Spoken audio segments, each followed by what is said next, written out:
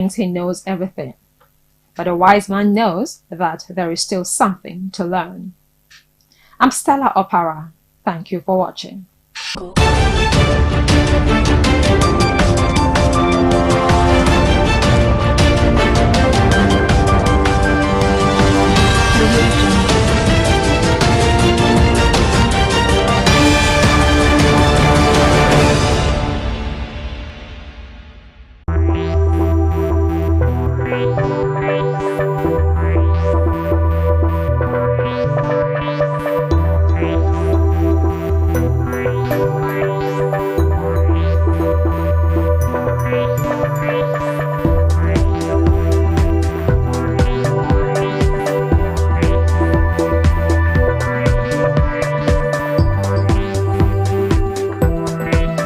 Cena flees country. More rallies in Venezuela as government vows to resist foreign-backed challenges to its legitimacy. Ukraine secures $3.9 billion grant from U.S. for social and humanitarian expenditure. Nearly 100 Congolese police officers flee to Uganda. You're watching Biscon Television Foreign News. Now the news in full. Bangladeshi Prime Minister Sheikh Hasina has resigned after weeks of deadly anti-government protests, putting an end to more than 2 decades at the top of the country's politics. Ms. Hasina, 76, fled the country, reportedly landing in India on Monday. Jubilant crowds took to the streets to celebrate the news, with some storming the prime ministerial palace, reportedly looting and vandalizing part of her former residence. Army Chief Waka a $3.9 billion grant from the United States through the World Bank, according to Ukrainian Prime Minister Denis Shmyhal.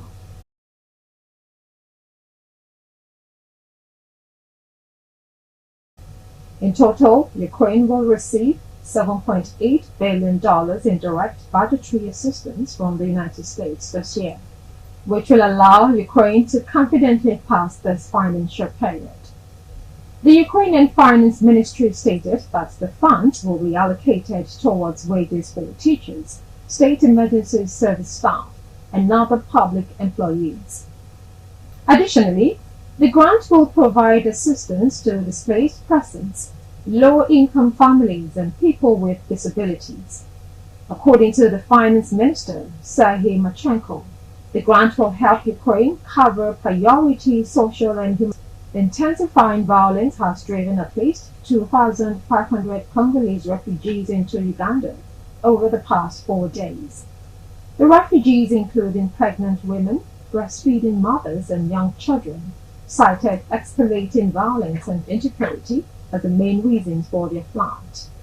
The ongoing conflict in North Kivu has displaced more than 1.7 million people, contributing to a total of 7.2 million internally displaced persons in the DRC, according to UN estimates. The humanitarian crisis continues to escalate as the fighting shows no signs of abating. Now, a Mexican crime reporter, Leandro Martinez Noguez, who ran a popular news outlet on Facebook and was under police protection because of an attempt on his life, was shot and killed while riding in a car with his bodyguard in the central state of Guanajuato after a reporting assignment, the security department of the city of Celaya said. According to the Secretariat, civilian attackers in a pickup truck opened fire with long guns at a car assigned to the reporter and his team of bodyguards by the city government. Police sources told Newsweek that highway police traveling with Martinez fired back at the assailants, but the reporter was shot in the head while sitting in the back seat. He was rushed to a hospital but died.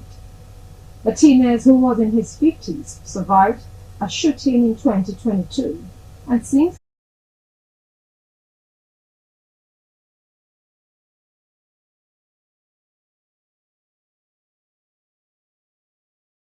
economic relief to cities and counties across the country, protected millions of union pensions, made the largest ever federal investment in public safety, and kept thousands of small businesses afloat, Biden said in a statement obtained by Newsman. Sterling first worked with Harris when she was California Attorney General during his time in the Obama administration. He frequently consulted with her as an outside advisor when she was in the Senate. The two partnered during the Biden presidency on promoting the monthly payments for the child tax credit, among other policies. North Carolina Governor Roy Cooper, a Democrat, basic freedoms reflected and honored in the European Union are our values. 400 years ago, there was more Spanish spoken in Ireland than English. Why? Because our people were doing business with Spain. They were doing business with Europe. So it's no surprise that Irish people should be really enthusiastic about refreshing our relationship with Europe. I'll give you an example of it. My own daughter, Kira, was in Europe 2 weeks ago, in mainland Europe.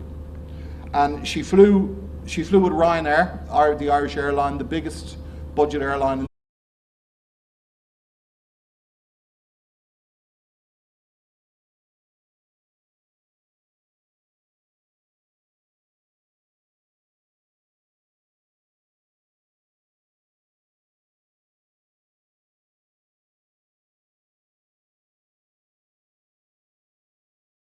Made Ireland a more prosperous country, more peaceful place, I think, and a more progressive place. A lot of change has happened in Ireland in that 50-year term. It's enriched all sorts of parts of our life. So, for example, our founding fathers never dreamed that in the European Union Parliament, the distinguished members can sit at a microphone and speak in their native language, speak in the Irish language. They can speak on equal status with every other language in Europe. That's kind of... When I first went to school, there was a map on the wall, and the map on the wall was where the Irish missionaries were working in the world. So it was a little dot in different parts of the world. And because of that, they had an interest in the world, what was going on. I wonder what these guys are doing in Nigeria, I wonder what they're doing in different parts of the world, in the Philippines, in Japan, and Korea, and Singapore, and everything else. So the Irish people have that very, I think, internationalist and global approach to it. I'd say one of the other areas, of course, in addition to the development side, I think where we've made an impact in the European Union, would of course be around the peace operations.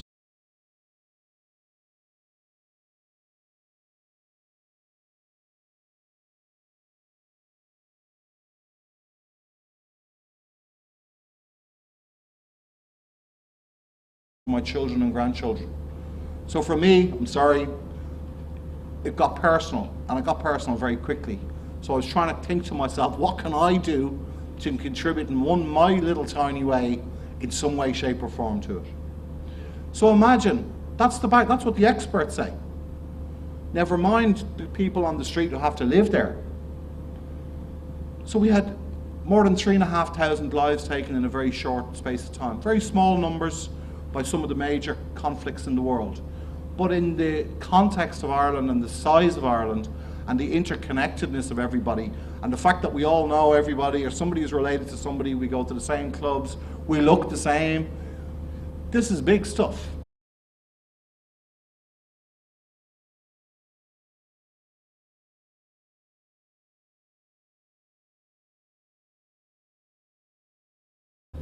But guess what? Because we had a shared membership of the European Union with Britain, because we had worked hard to improve our relationship with Britain, that we should not have a good, if you looked at it technically, we should not have a good relationship with them, because our history, everywhere you walk across our island, our history is one of conflict. We could spend every day remembering something terrible that was done to us. But the decision was taken 100 years ago, we're going to start to move on now. And I'm interested when I see some of the colonial legacy here, and I see the names of places and so on. We've had all that discussion. We still have it. We'll keep having it. But we haven't allowed it to hold us.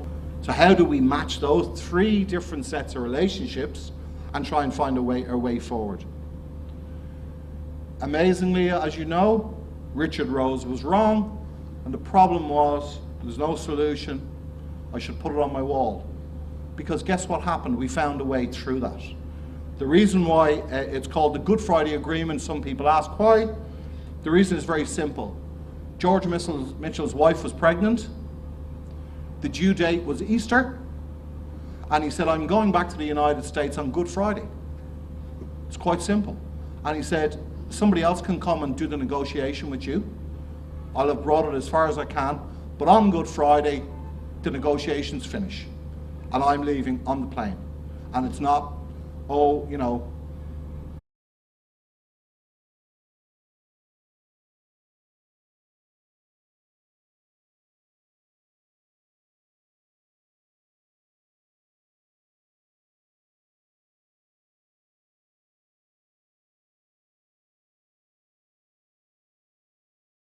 negotiations. Of course they are.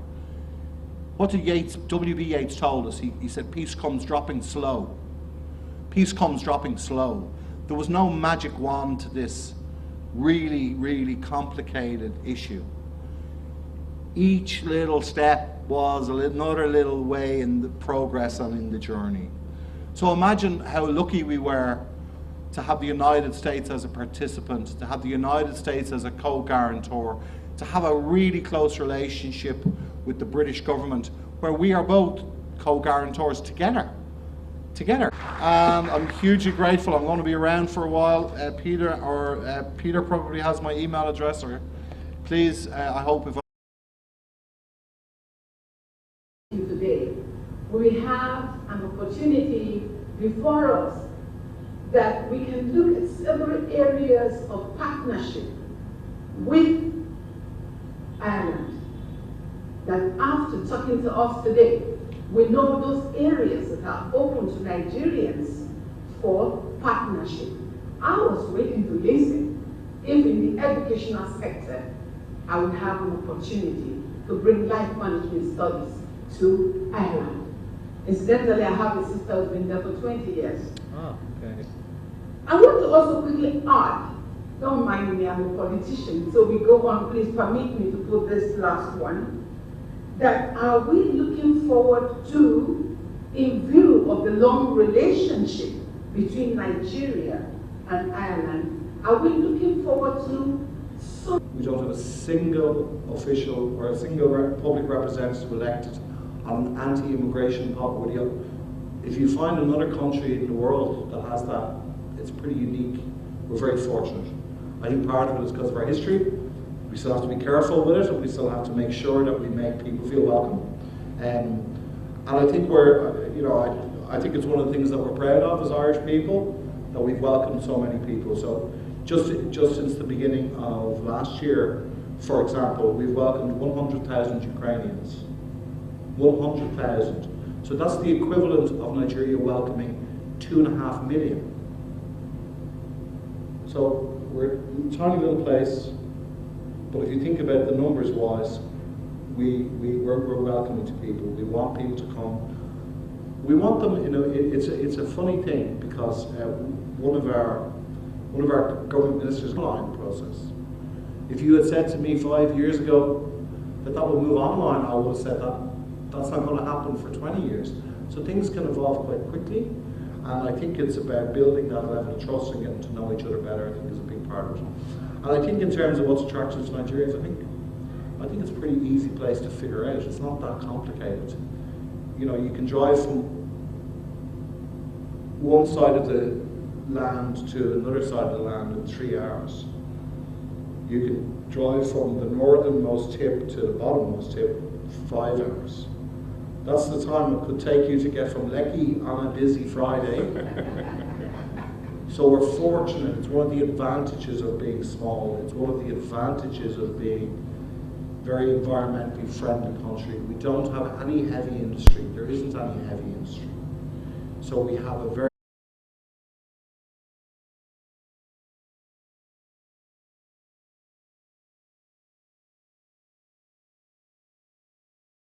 say, oh, my friend studied medicine, whatever.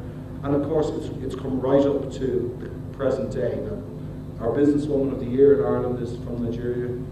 Our fastest woman in Ireland is from Nigeria. The fastest man in Ireland. Our soccer team, Nigerians. But our business people, our broadcasters, our writers, our biggest rap star, our biggest hip hop. I'd never heard of him, so I had to ask my daughters. Of course, they said, "Oh yes, Dad, of course. We all listen to him, we know him. He's born in Lagos, but has lived 20 years of his life in Ireland." So I think it's very special you can be both. Because remember, if our country has a population of 8 million,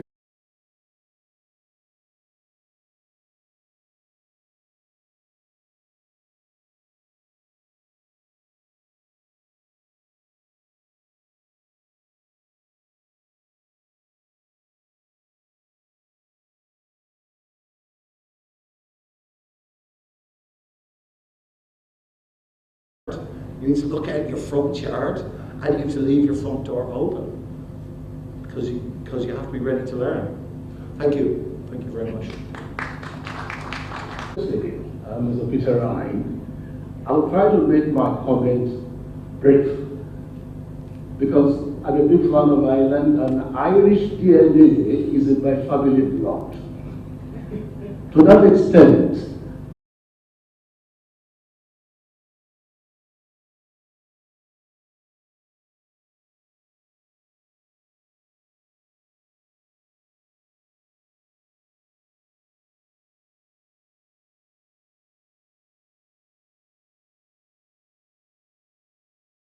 including the incumbent president, on the need for them to sit down together and apologize publicly.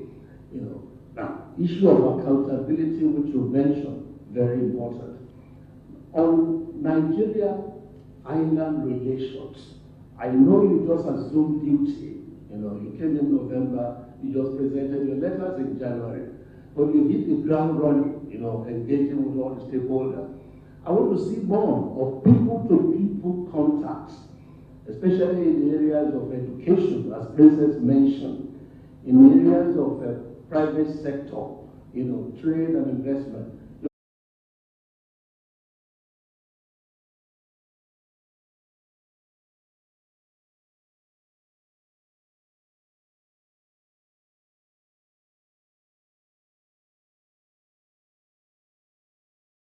For granting this platform, to the ambassador. I remember when we started this idea about 2 months ago, I didn't know that Ryan would quickly, agree to come. Thank you so much, really appreciate it. Thank you.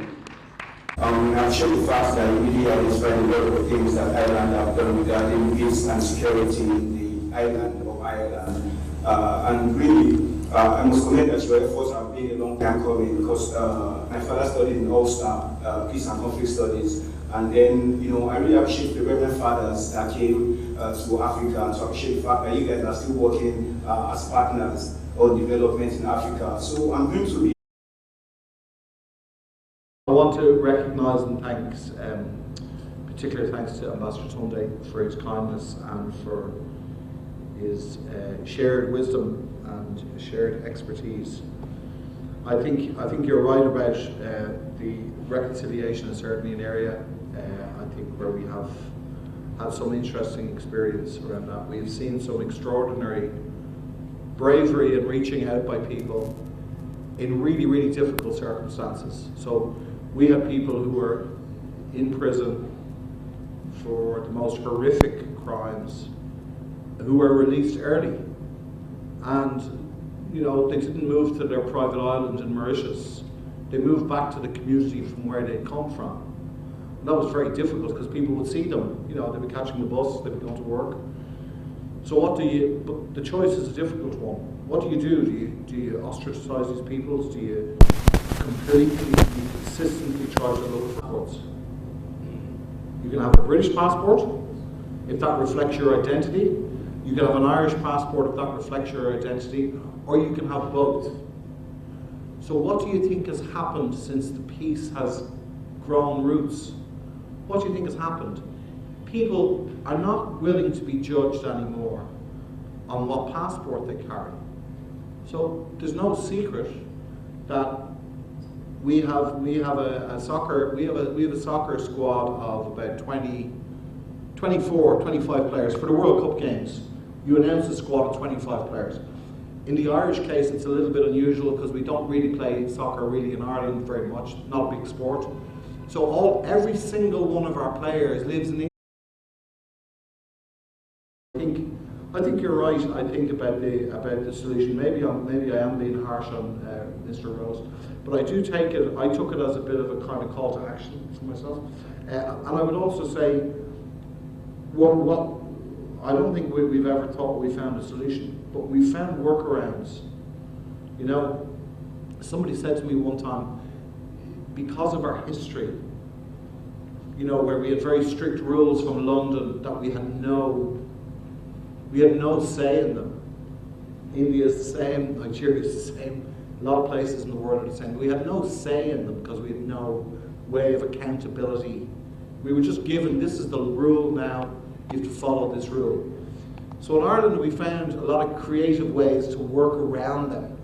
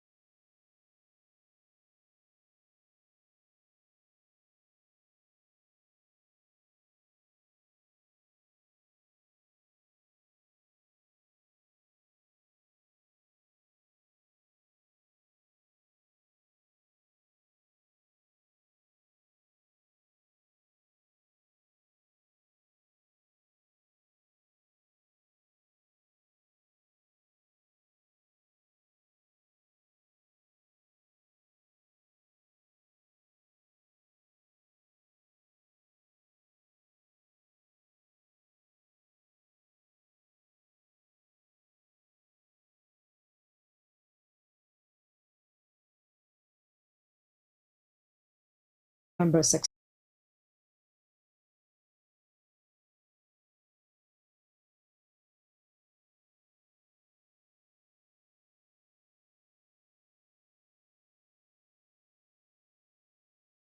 November 16.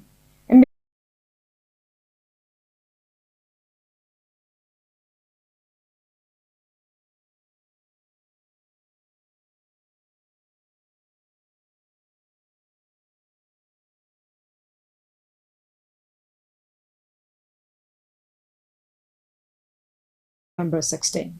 In business news, global markets rebound after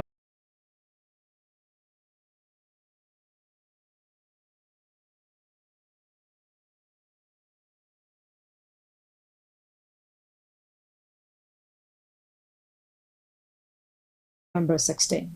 In business news, global markets rebound after a historic plunge.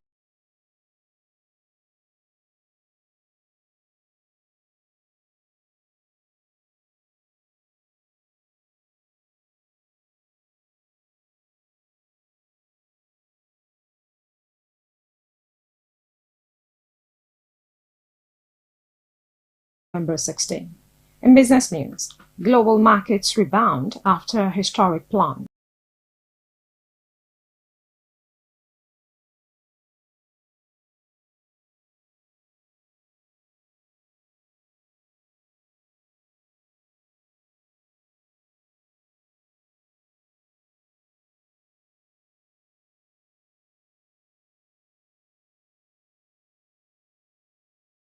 Attack against base in Iraq, officials say.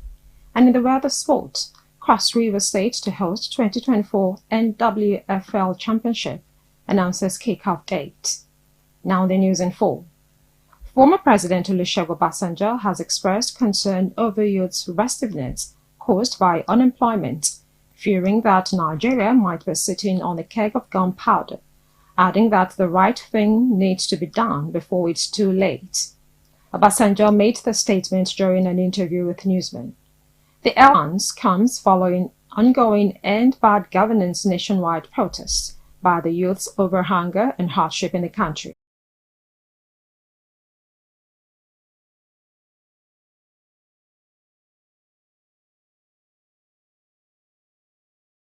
in the Northwest and Northern regions. State Independent Electoral Commission, Babatunde Oshibodu, in a statement, said the forthcoming local government elections in the state has been fixed for Saturday, November 16, 2024.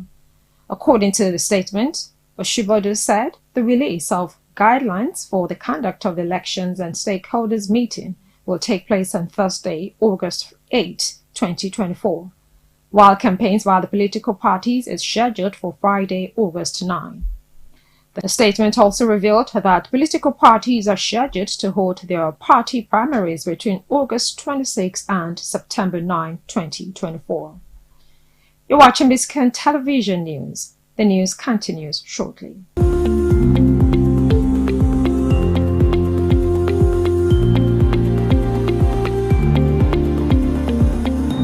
Welcome back. Now to business news. Most equities rallied on Tuesday after Monday's global rout fueled by cut interest rates before its next meeting.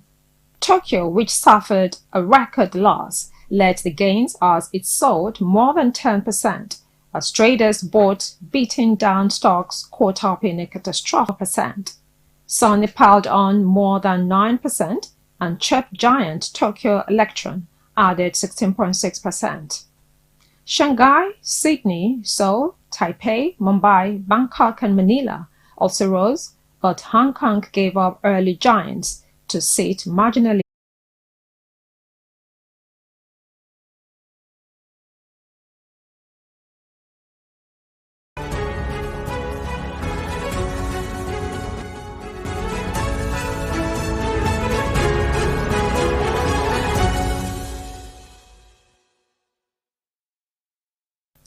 Welcome back. You're watching Biscon Television News. Now to foreign news.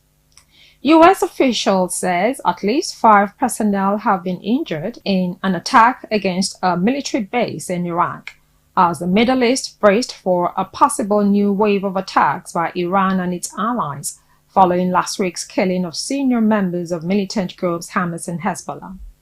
Iraqi security sources said 2 Katyusha rockets were fired at al-Assad air base in western Iraq, and the source said the rockets fell inside the base. It wasn't clear whether the attack was linked to threats by Iran to retaliate over the killing of the Hamas leader. The U.S. officials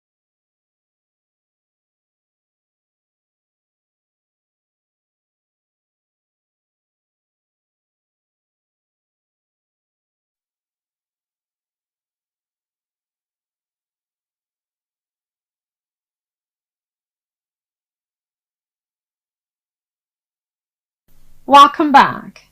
Now to sports news. The Nigeria Women's Football League has announced Cross Rivers as the host of the 2023-2024 NWFL Championship. This is contained in a statement by the Chief Operating Officer of the NWFL, Modupe Shabi, in Abuja. Shabi confirmed that the upcoming championship, the league's second division, will be held from August 31st to September 8, 2024 in Calabar, Cross Rivers. According to the statement, the draws and pre-match meetings will take place the day after the clubs arrive in Cross Rivers on Thursday, August 29. She explained that participating clubs would be divided into 4 groups, with 8 matches scheduled at 2 venues on Match Day 1, August 31st, and another 8 games on Match Day 2, September 1st. She said players will take a break on September 2, while Match Day 3 at the top.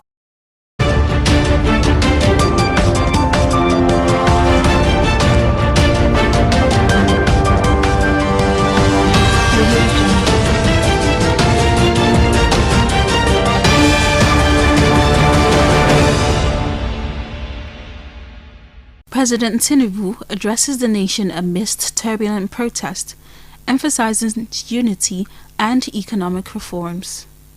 In a national broadcast today, Sunday, August 4th, 2024, President Bola Ahmed Tinubu addressed the nation in response to the ongoing violent protests that have erupted across several states. Speaking from the presidential villa in Abuja, President Tinubu outlined the government's commitment to restoring order, addressing economic challenges, and fostering national unity.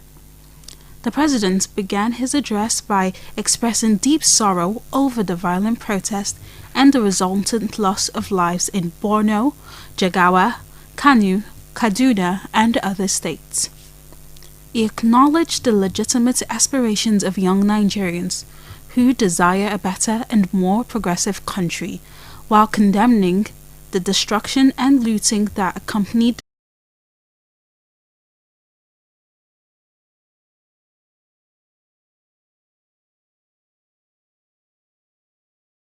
the economy. He detailed the government's efforts in various sectors, including the removal of fuel subsidies and the abolition of multiple foreign exchange systems. These, he said, were necessary decisions to reverse decades of economic mismanagement, blocking undue subsidies to neighboring countries and freeing up resources for domestic development. Just over a year ago, our dear country, Nigeria, reached a point where we couldn't afford to continue the use of temporary solutions to solve long-term problems for the sake of now and our unborn generations.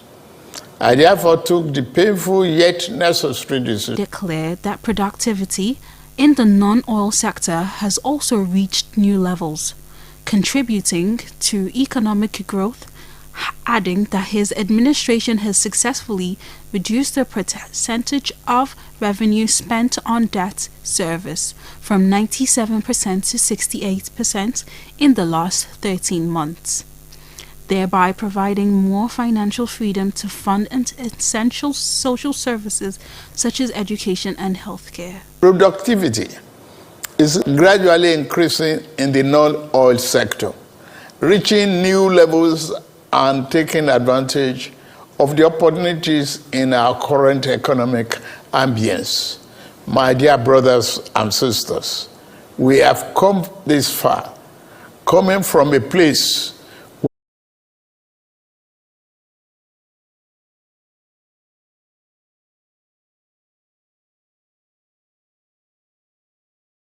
magnificent libraries because of the colonial situation in our country.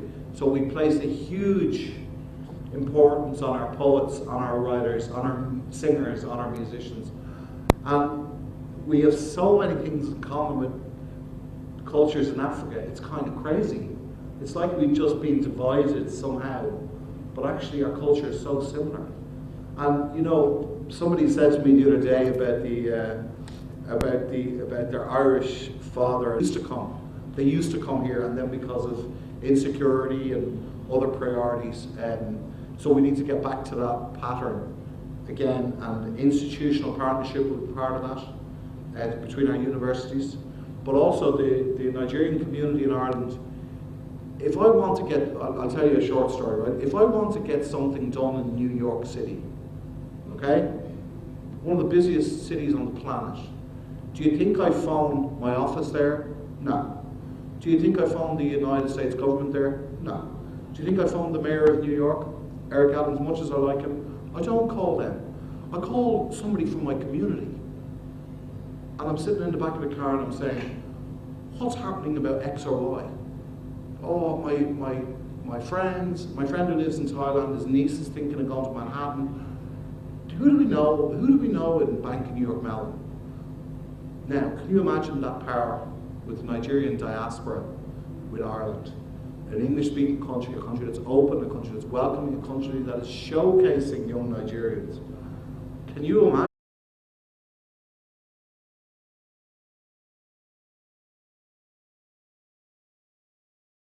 The things that we are trying to do to cope with the bewildering things that confront us every day. Distinguished ladies and gentlemen, it's time to make a few presentations to His Excellency. I'm going to invite Princess Professor to make these presentations. It's not for nothing that, you know, please come. I can see something that royalty would recognize. So, you want His Excellency to come down to you? Yes, yeah. Yes, thank you. Yes, go on. Your Excellency, on behalf of Director General, on behalf of all the staff, distinguished professors and all the staff of NIA, and on behalf of Nigeria, presenting you this token gift with love.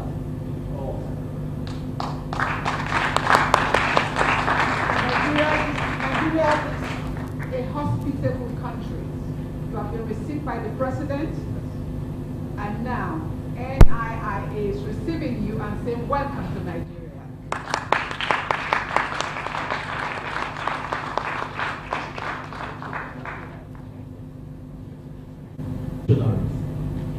Please, a round of applause for him. The lesson we need to draw from this is to closely follow the trajectory of success from Ireland as a nation. They had their fair share of problems and challenges, but today we can count them among nations of the global north. We as a country, as a developing countries, we need to pick up challenges like what is said. We need to challenge ourselves, not to look up to others to come and rescue us. And we should adopt similar strategies and even more sharper ones to help us as a nation to succeed. And all suggestions and discussions we just had today, I believe that if we closely leverage on them, Nigeria-Ireland relations will be hugely different. I want to, on behalf of the management members of staff of the Nigeria Institute of International Affairs, I want to extend our huge appreciation to everyone who spared their time to be with us today. I think your presence contributed to the huge spark that made this event a success. First of all, I will appreciate our host, the Erudite Director General of the Nigeria Institute of International Affairs, Professor Ewosa Osaga. You will all know that since the PG took his place as Director General of this institute, there has been a plethora of initiatives that is now positioning NIA as a place of attraction all over the world. Please, a round of applause for the PG.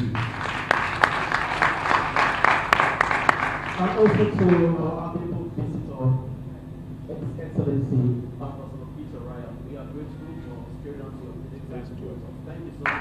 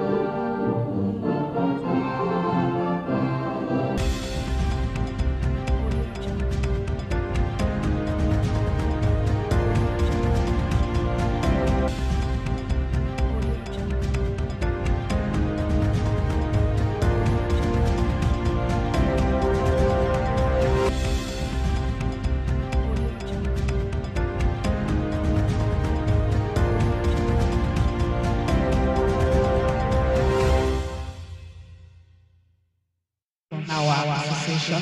Father, we say thank you, Lord, in Jesus' name. We thank you for our lives, our family. We thank you for NIPR. Father, Jesus, all the to your hands, come and take control in Jesus' name. Name of Jesus.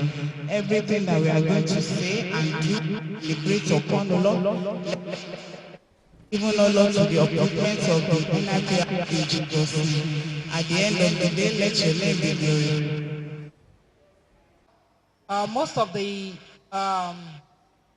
Most of us are aware of the rains that took place and that occurred yesterday in Lagos. And so we have a whole lot of apologies coming in as a result of that incident. And most people wanted to be here, but they had an apology because they had to deal with residential issues, street issues, and other environmental factors that prevented them from being here. So we take the apology on their behalf, and we're sure they'll be here once to join us. Thank you. Thing was virtual, and we had quite a number of members. And so I'll go on to 1.0, which is the attendance. And please, if you've not been receiving or you are not on the chapter's platform, kindly reach out to the secretariat if you are a member so that you are added and you'll receive all the information that is being passed on.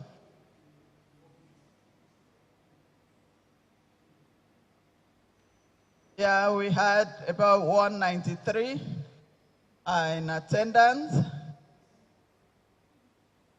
and 11, apologies, 20.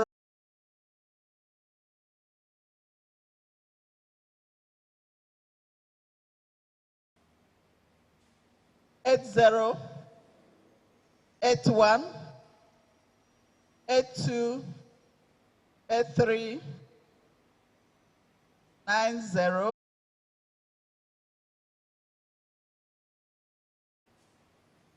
And someone move for adoption of the minute. We're here.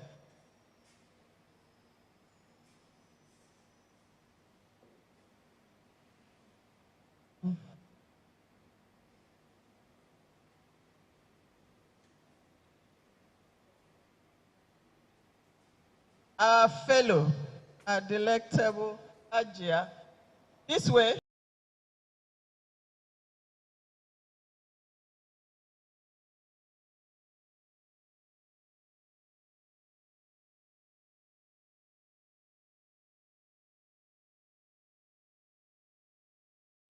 How and why we should command our stage. Also as PR practitioners.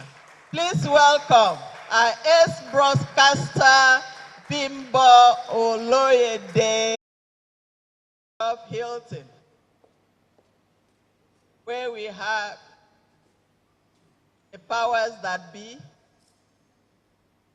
the top professionals, politicians, all reckoning that public relations is here to stay, and public relations is here to bring the value that is needed to move the country forward.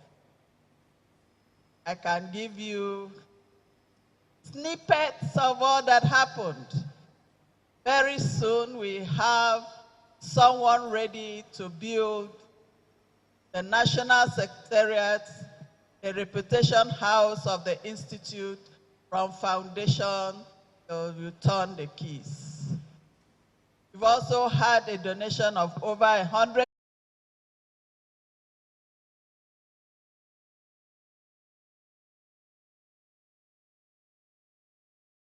Must command our stage today.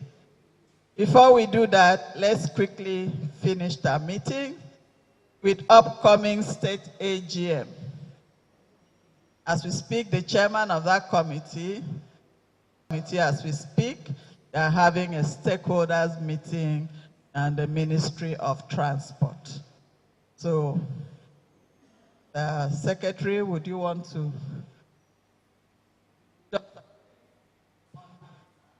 Council members present, fellows and distinguished colleagues, we're proud we have titled the Lagos PR First. We usually have it as the Lagos PR Week. We come with innovative ideas, and we've come up with the Lagos PR First. About 3 months ago, we had unveiled that theme to us, and we had encouraged our members who are yet to pay their AGM dues, unique heritage. You will agree with us that indeed we are a diverse nation, and we have unique heritage right from the north to the southeast, the southwest, the south-south, southwest, southeast, all over Nigeria. We have unique heritage, so we are expected to come and bring our culture, our tradition on board. Of course, we expect us also, just like what we did in Abeokuta, to come up with our own unique. Quickly, the AGM is going to be starting on September 6th. That's going to be a Friday, and it's going to run through September 12th, which is going to be encapsulated with the conference and the AGM. We are going to have our sports week, as we usually do.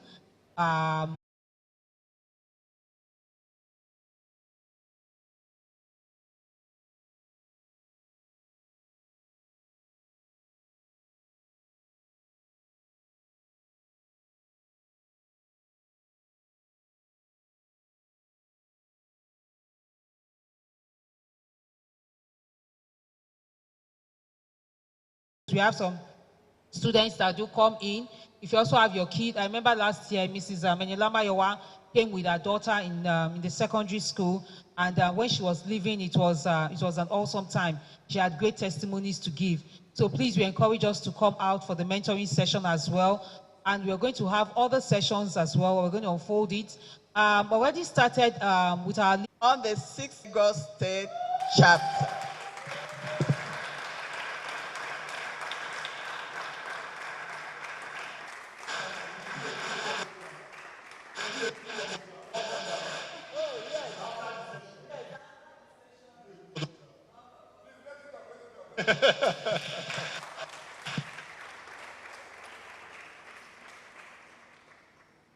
The theme for the PR clinic is Command Your Stage. You are a PR practitioner. Featuring live, the ace broadcaster, Bimbo Oloyede.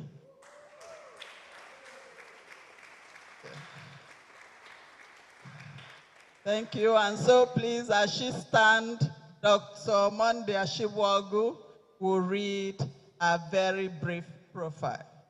Thank you. The chairman, ESCO members, distinguished fellows, council members, dear professional colleagues, our invited guests, members of the press, ladies and gentlemen. I have just been mandated by our chapter's most innovative chairperson to read the profile of our distinguished guest speaker for today's lecture.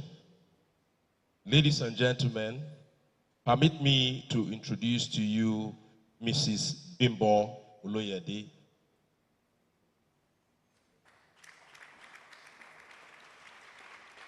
She is an esteemed author, speaker, and trainer. She has distinguished herself as a United Nations Information Center, the United States Aid for International Development, United Nations Development Program, the Canadian government, the British Council, just to mention a few. Her work included organizing workshops, producing radio jingles, and creating radio and TV dramas to promote gender equality and address gender-based violence. She also served as the national coordinator of the Global Fund for Women Network in Nigeria for over 5 years. Ladies and gentlemen, In 13 years, she was consultant, news anchor, and trainer at Channels Television, where she was honored with a Lifetime Achievement Award for Journalistic Excellence by the Wole Showing and recorded TV shows for both public and private sectors at state, national, and international events. Currently, Mrs. Oloyede serves as the CEO and lead consultant at Strictly Speaking, where she has trained and coached clients in elocution, public speaking, and communication skills for the past 25 years. In 2016, she published a book, Strictly Speaking, Pronunciations Made Easy, followed by Strictly Speaking, an oral guide for schools and colleges in 2018. Both works have been approved by the Nigerian Educational Research and Development Council, NERDC, and state ministries of education for use in senior secondary schools. In March 2024, to commemorate her 70th birthday, she established a 100 million naira cancer fund to support cancer research and provide treatment accessories for patients in public hospitals. She has also presented our third book, ladies and gentlemen, our third book, Command Your Stage, a comprehensive guide to public speaking, in June 2024. Professional colleagues, invited guests, ladies and gentlemen, I present to you Mrs. Bimbo.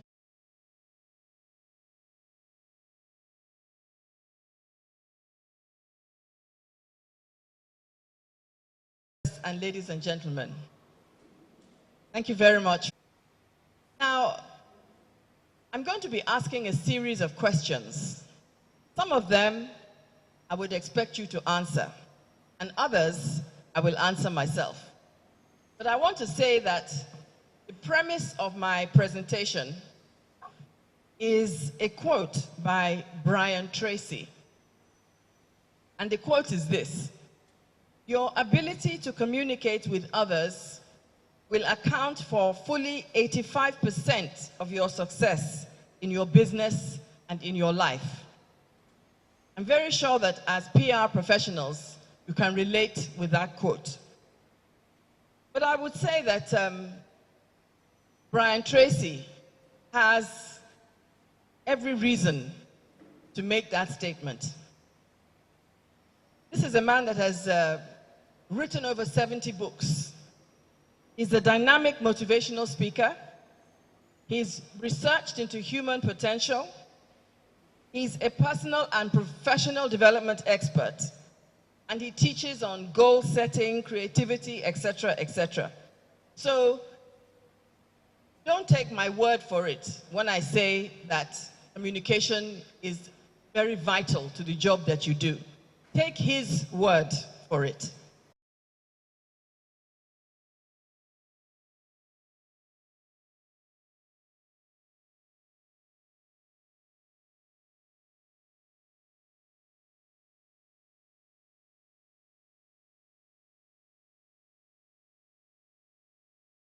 How are you going to communicate? And then, what are you communicating? Is it a thought? Is it an idea? A concept? Is it a new product? Is it a response to crisis? A change in leadership? An increase in price? I mean, you know who your clients are. And you would communicate a variety of information. Is it maybe a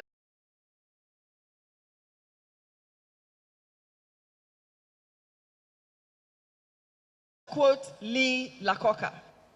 He says that you can have brilliant ideas, but if you can't get them across, your ideas won't get you anywhere. I think Lee Iacocca is a man that should know what he's talking about. He's a former president of Ford and Chrysler. He was best known for the development of the Ford Mustang, the Continental Mark III, and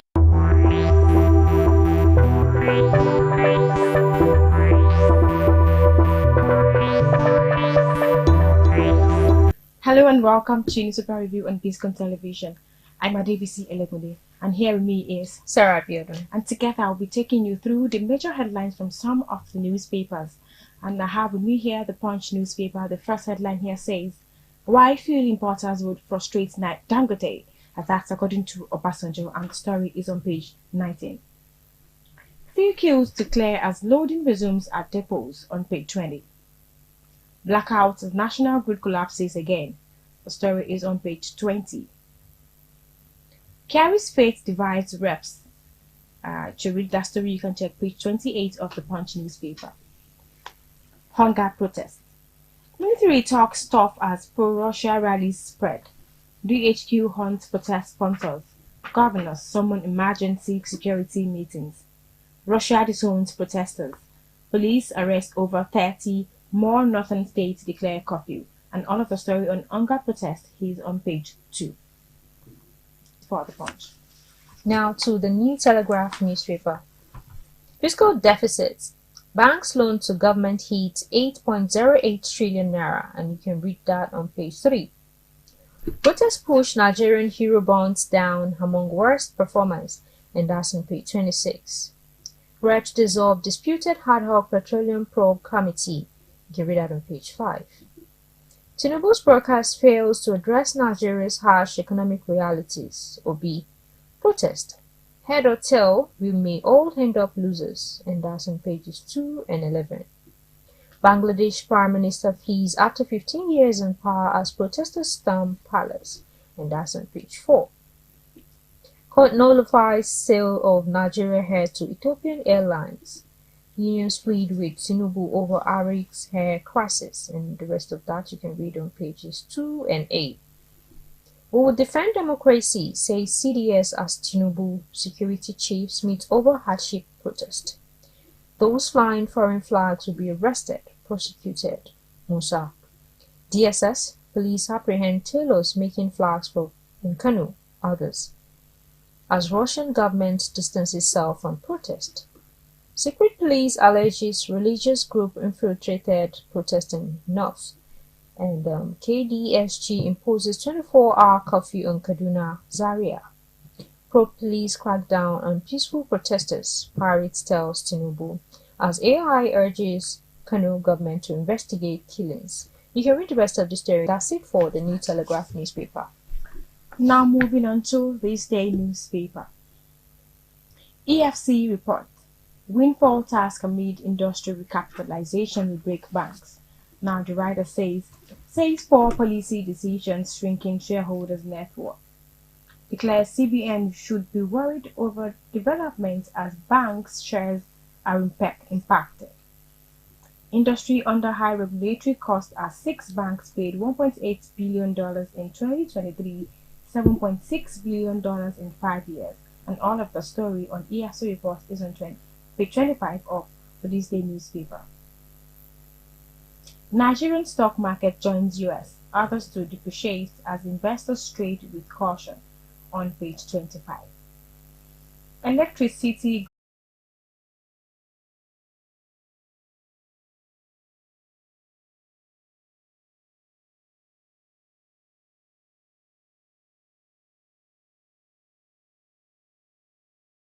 Federal government warns Nigerians on UK travels as Starmer vows swift sanctions against rioters. That's on page 8. Igbo must go threat.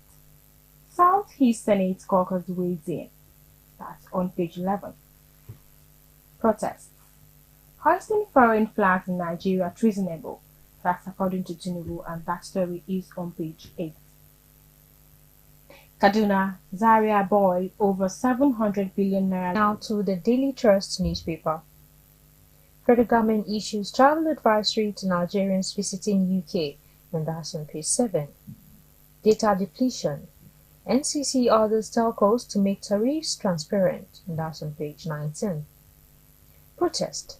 Police squeeze Trust TV producer, can read that on page 3. Tinubu orders crack down on protesters waving Russian flag. It's treason, defense chief warns. With no hand in Nigerian protest, Russia. Police arrest producers of flags in Kano, Nasarawa. Demonstrators defy curfew in Plateau, Kano. Dance prioritizes NAS. State House spending amid NDA fuel. Blame negative fuel. Blame negative House spending amid NDA fuel. Blame negative media coverage, and that's on page 3. EFCC warns council chairman against mismanagement, and that's on page 5. Protesters defy Tinubu's plea. Continue demonstrations in Rivers. You can read that on page 28. How federal government, all majors sacrifice privatized Niger Delta, others for profit. Russian flags at protest. You can read that on page 6. U.S. may become largest crude supplier to Nigeria refineries years after it stopped buying. And that's on page 3. And lastly, for The Guardian, we have INEC registers fresh 177,914 voters for Ondo Edo polls. And that's on page 5. And that's it for The Guardian newspaper. And now we've come to the end of newspaper review on Biscon Television. Many thanks for watching.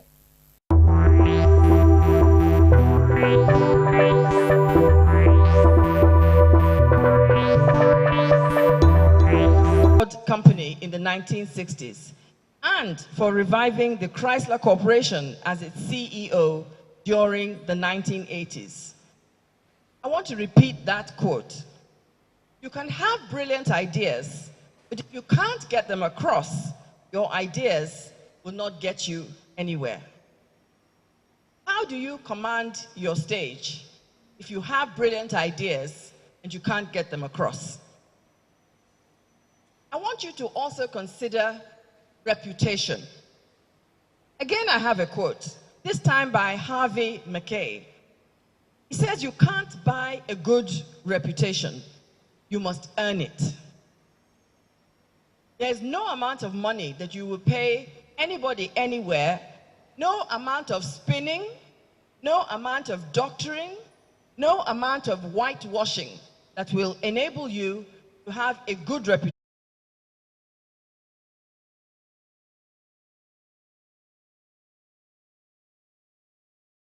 Processes. I believe it is vital for you to see yourself the way you are supposed to be. Maybe not quite the way you see yourself now, but you really have to see into the future. You have to see yourself playing a particular role, attracting a certain kind of client, behaving in a particular way. You have to see yourselves as people that have personality, as people that have character. Personality has been described as who we are and what we do. So, ladies and gentlemen, it is what I call crunch time for each of you who is a public relations professional. It is crunch time. It is important for you to itemize critical factors about you.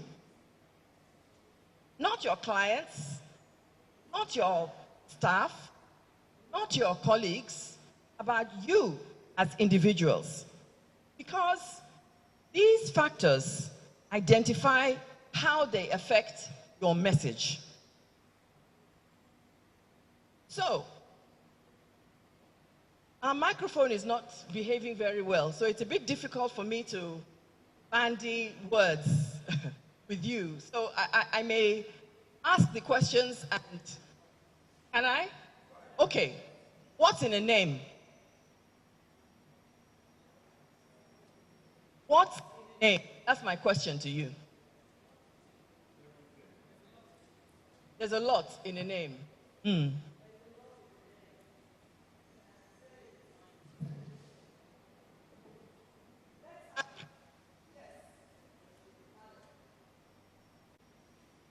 As a PR professional, yes.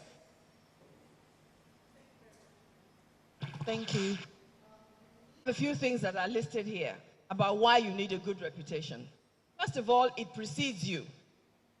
It is in the room before you get there. It is the airwaves before you speak. We've heard the words trust and credibility. A good reputation builds trust and credibility. It adds value to your personal brand. A good reputation adds value. Not just your personal brand, your professional brand as well. A good reputation builds relationships. And the other thing about a good reputation is that it speaks for you in your absence. It speaks for you in your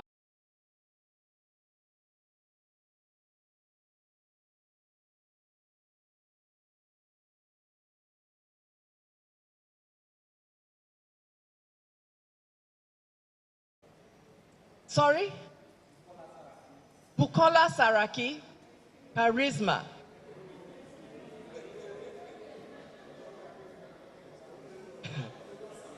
Do we know what charisma is? Anybody else? Charisma. Haven't they? Yes, sir.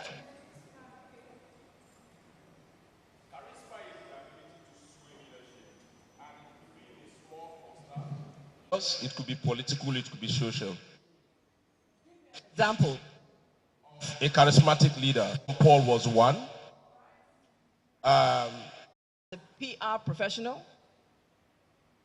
Stage presence. And Mojibade, who dress to suit the occasion that they are comparing or emceeing. You have somebody like Joke Silva, who over the years has shown you that she can be professional in any attire that she wears. It just depends on her mood that day. Then I had a picture of RMD. Interesting picture because I liked what he was wearing. Somebody invited me to birthday the other day, and they said the dress code was celebratory, I can't even say the word, celebratory casual. I said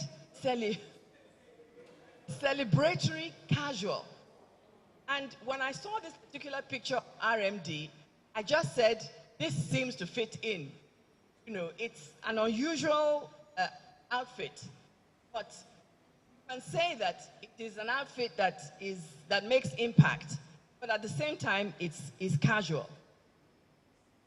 Now, what will people hear? Because it's not just what you look like. It's also how you sound. What will people hear? Are they going to hear? And therefore, you think that it's not important for you to speak well. I'm appealing to you. If you want to command your stage and you want to be an all-round professional, it's really important for you not just to be able to write well, not just for you to be able to create ideas and campaigns, but it is important for you to speak well as well. You see, you're supposed to be communication experts. You craft messages that resonate with your audience, whether it's a press release or a keynote speech. And don't forget that even if you have written a press release, somebody is going to receive it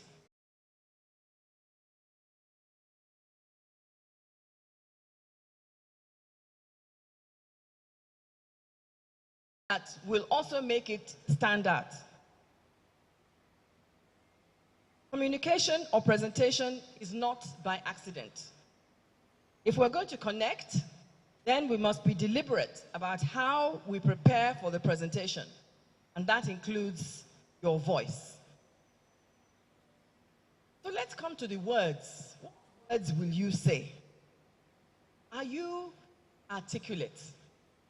What's your vocabulary like? What's your diction like? And diction is not just about speaking. It's about your choice of words, the type of phrases you use, the way you craft words together. What words will you say? How will you project? How will you pronounce? How will you deliver? An American poet, Oliver Wendell Holmes, he said, "Speak clearly if you speak at all.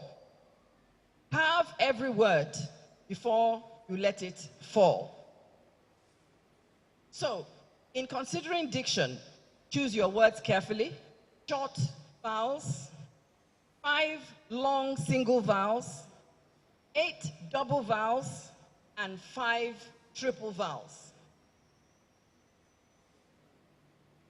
You know, I smile when people say, "Maybe it's just to pick the microphone and talk. What is it that broadcasters are doing anyway?" But those who are properly trained have gone through a process of learning all these symbols. And it's very important for them to learn it because, okay, let me give you an example. Let's take some words that begin with P and end with T. And I'm just going to look at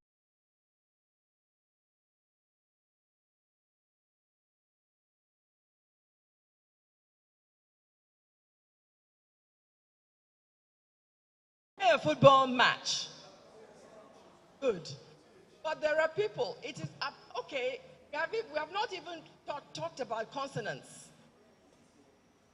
We are just talking about vowels.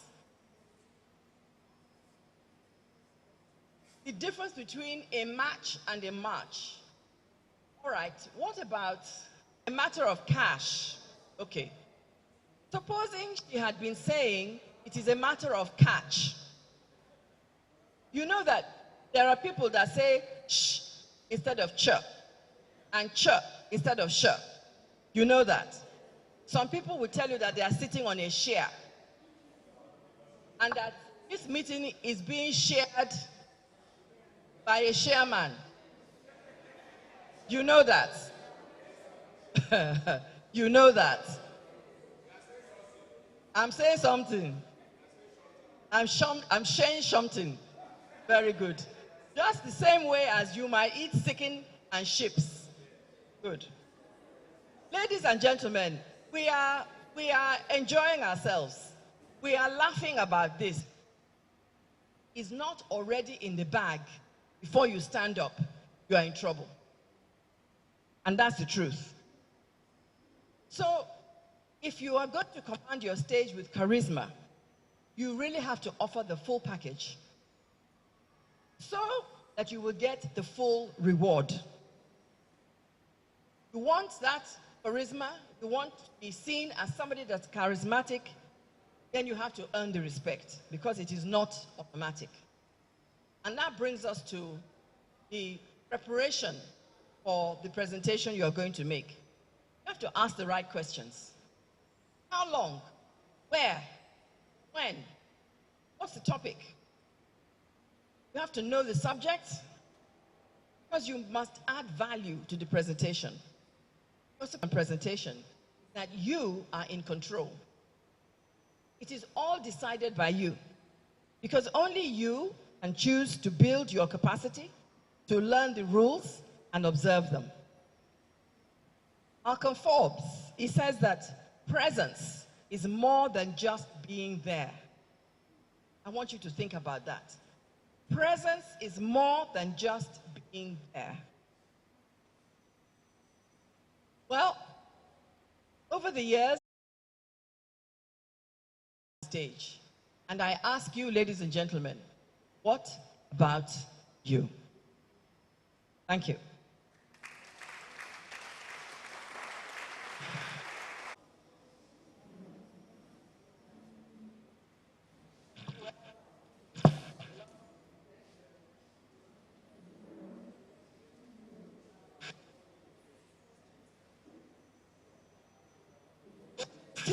Time. We are very grateful. But my question is this. We have encountered a series of challenges when we have mother tongue interference and received pronunciations. So when we are entangled in this type of situation, what do we do, man? Thank you. A will, there is a way. And that way has been provided by the International Phonetics Association by creating a symbol that matches every single sound in the English language. So if you are serious about losing mother tongue influence, you will learn those sounds and you will match them to the symbols. But it is something that it's not overnight. It takes time and practice. That is why I said, where there's a will, there is a way. If you really want to lose that mother tongue influence, it's possible. Many, many people have done it. Okay, mine is just an input to what you've just said. I think over the time, we've formed this habit of placing excuses for things that we can ordinarily solve. I didn't start speaking like this. I grew up in the north with an accent. If you want to speak, you learn to speak. And you learn to speak in the tunes and the language as it dictates. English has its own.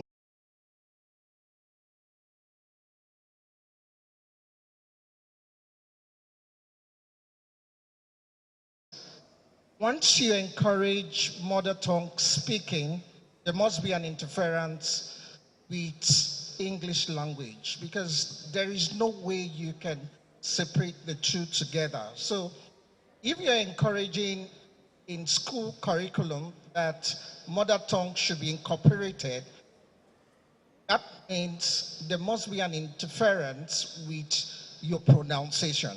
So I just want to understand which of the school of thought you belong to. Do you encourage mother tongue in school curriculum or you don't? Thank you very much, ma'am. Presence on how you arrange yourself, presence on stage. One time I watched Beyonce's interview, and she said in order to cope being in front of so many people, when she performs, she has an alter ego. And if they want to go on stage, sometimes we hear some strange noises like trying to clear their throats and all that. Is it advisable? Is it professional? Is it something one can actually make use of to switch or be in a particular mind frame or mood before you go on stage? Before into performance mode, there is something that you have to, there's a mindset that you have to develop, if you like. Let me use that word. That enables you to go into performance mode. Because on a good day, you don't get up and hold a microphone and speak to 5,000 people. Normally, you should be in the crowd, not the person on stage. But when you get onto the stage, there are certain things that you have to do. There are certain ways that you have to behave, certain nuances, just because you want to show that you speak that language well and you speak it properly. There is absolutely no reason to mix one or the other. What you may mix up is the words. If you are not good at languages, you can easily mix up the words. But the sounds are clear. And there are symbols for every single Hausa sound, every single Yoruba sound, even the Bini language, there are symbols. People have written them. Where you have double consonants, they are there, clearly written. There is no excuse for you to say the mother tongue interferes with English language. None whatsoever.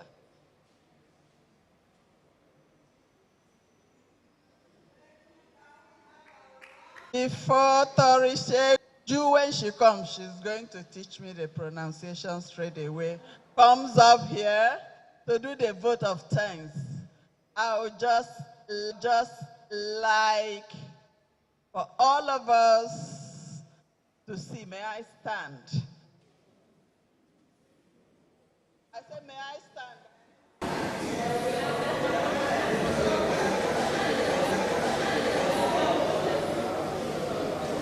Command your stage. Written right here for all of us. And I think that every practitioner will aim to have it.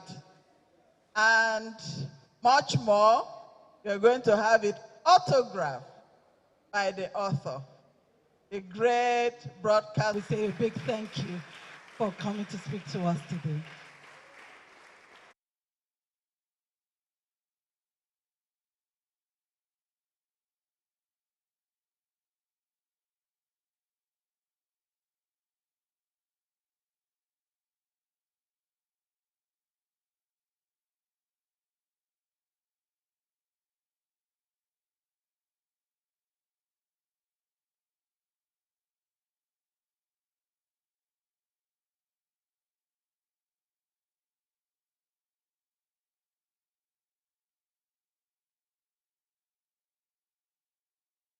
Welcome to Biscon Television, where creativity meets impact. Are you ready to take your brand to the next level? Look no further, because we've got you covered. I am Olapeju Ajidagba, and today I'm thrilled to introduce you to the power of Biscon. At Biscon TV, we're not just an advertising company, we're storytellers. We believe that every brand has a unique story to tell, and we're here to help you share that story with the world. Whether you're a small startup or a well-established corporation, our team of creative experts is dedicated to crafting unforgettable advertisements tailored to your brand's personality and objectives. From concept development to post-production, we handle every aspect of advertising process with precision and passion. Our goal is simple: to create ads that not only grab attention but also leave a lasting impression on your audience. But don't just take our word for it. Let's hear from some of our satisfied clients. Biscon should be seen as the traditional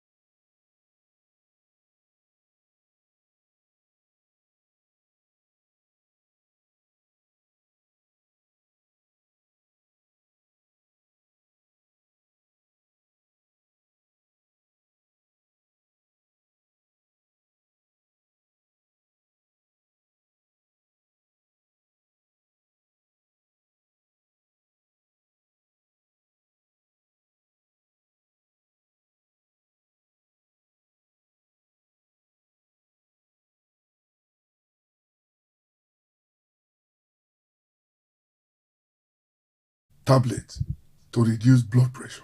Now,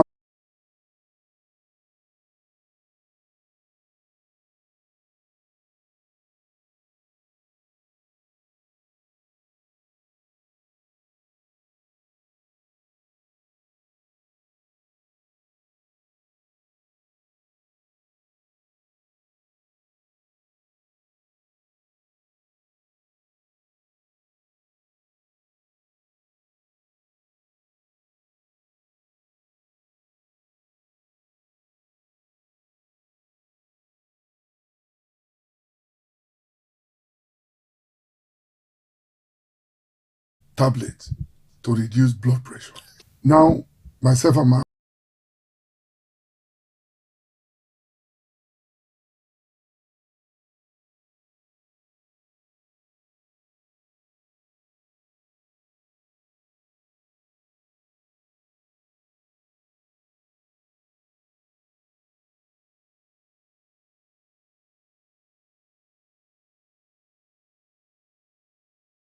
wife, Biscon has made it easier for us to sit together and watch a program. Not watching any film or anything, but watching the social activities which reduce tension. So I must thank you. Today we find out that he is arguably one of the longest running shows on television, and I stand corrected with that. This is of course the Biscon Tv show. So I'm very happy to be associated with Biscon TV, and I hope Biscon TV all the best. The most exciting part of it all for me is the fact that it's 24 hours. And on a personal note, he's a gentleman, who really understands the nitty-gritty of broadcasting, radio, TV, you name it. Like I said earlier on, it's an household game, and it's a media all socialites wants to associate with. And if you are rural in Nigeria and this one is not there when you are having your entertainment or whatever program, just like I had when I gave my daughter's hand in marriage recently, it's the top notch, and people will stay all night just to watch this one. So kudos to you, and wish you all the best as we continue to pray for more improvements and more entertaining programs that will keep us alive and continue to respect the television. So it's a good program. As for the television, initially when it started, I thought it was more of news. So going forward, it probably needs going forward more content, more lifestyle, something different from what other people are doing. Prince Bisi Olatilo is undoubtedly one of Nigeria's finest broadcasters and a distinguished talk show host. His iconic Bisi Olatilo show has left an indelible mark on the lives of countless Nigerians, providing a platform for insightful discussions, in-depth analysis, entertainment, and enlightenment. His commitment to excellence and his dedication to the art of broadcasting have set a high standard for generations to come. Your face has been a constant companion to countless viewers, providing not just entertainment, but comfort, news, and a sense of community. For decades, your unique style has graced the airwaves, evolving with the times, yet always retaining that personal touch that makes your show, the Bisi Olatilo's show, so special. You've been more than a presenter. You've been a friend, a guide, and a voice of reason in an ever-changing world. Well, Egbon Bisi, like I usually call him, that's my pet name for him. Egbon Bisi is one man I appreciate, one man I cherish, one Yoruba man that has told me over years how much he appreciates what I stand for too, and that means a lot to me. Egbon Bisi, as your days shall strength be, in the mighty name of Jesus Christ. We love you, we appreciate you. May the Lord teach you to number your days, and may you apply continually your heart unto wisdom. May you serve God stronger, better, more efficiently. Man that have used his interest has given him to cut across this country as a bridge builder. The Igbos will see them. The Hausas will see Bisi as one of them. Even the Yorubas cannot claim ownership of Bisi. They can't claim ownership of Bisi. Because when Bisi speaks Igbo, you will think that he is a proper Igbo man. He doesn't speak Igbo with an accent or with anything that will make you not to believe that he's Igbo.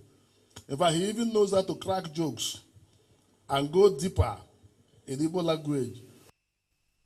Bridge builder. You are a truly detribalized Nigerian. So God Almighty will continue to bless you. And if there's anything to go by, BC, you have promoted journalism to a point that is now enviable. We know when you started from Radio Nigeria, Biscon Tv of those days, to Biscom, to everything about it. And we all look up to you. And thank you for not relenting, for not stopping this journalism. And like John said, you've etched your name forever, and your light will shine forever. I just want to say that BC Olatilo is no longer a Yoruba man. Some of you may think because his name sounds BC Olatilo is a Yoruba man. No, I think he's even more of an Agenebode, Iyukwe person. Because when we are there, he's as much at home there as he is anywhere in this country. Not just because he's a polyglot, but he's truly the archetypal Nigerian. He's a pan-Nigerian, a pan-African. Silo is a professional of no mean standing, multilingual, a Nigerian by all definitions, and somebody who has decided to always look at the positive side of life. So my prayer for my big brother, Mr. B, is that God will continue to give him the good health, the knowledge, the wisdom to even do better, because age is not necessarily a barrier. And they know again, because he's personally involved in his job, he needs to be up and doing. When all those things are done, when he has multiple events that he cannot attend, when he sends people to come and bring the videos, he still sit back in the studio and voice it over. That's his special voice, which is his talent. He continues to use it to work, and that he will continue to work for longer years to come.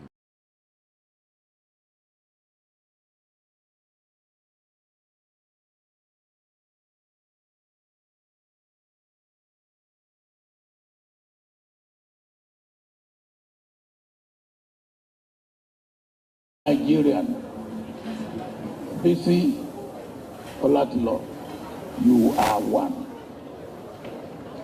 Not only do you speak the three Nigerian languages, major Nigerian languages, you know Nigeria as well as anybody may claim to know Nigeria. It's not tribalistic.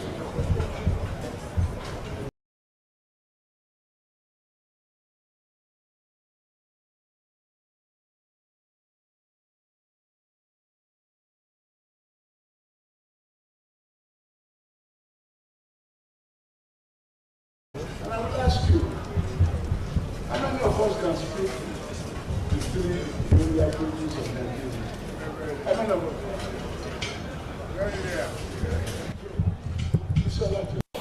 And I prayed for you.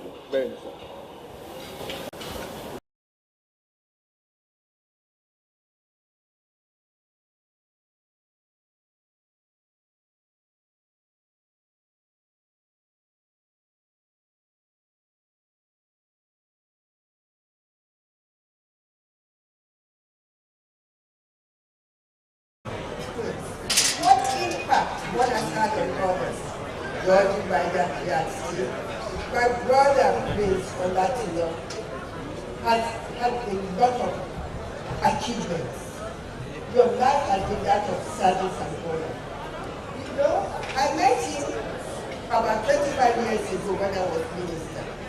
He had made an impression on me. And I was happy that he told me he was going to establish his own company, and he's doing very well.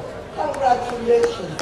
I always watch your Biscon because it is anti-aging.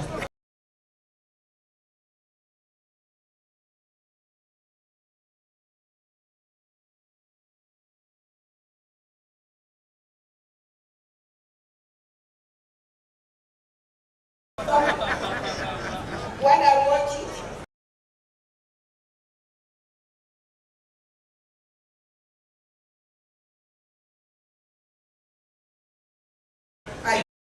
I dance with them, people who are dancing, people who are rejoicing, and I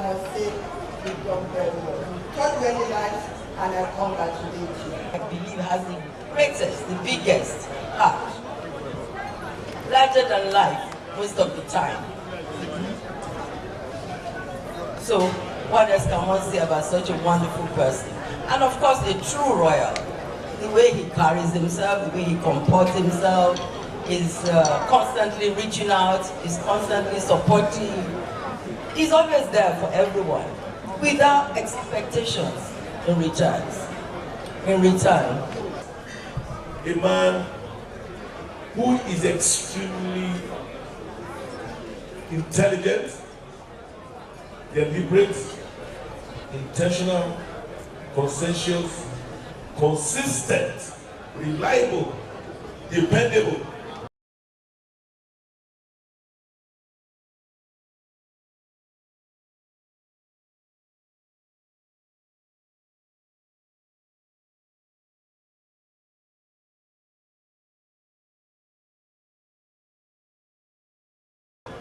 Should I go on?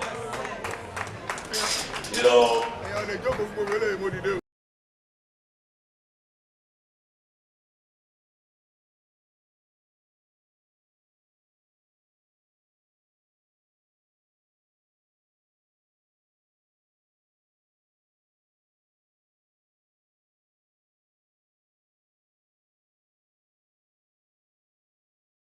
university and studied media.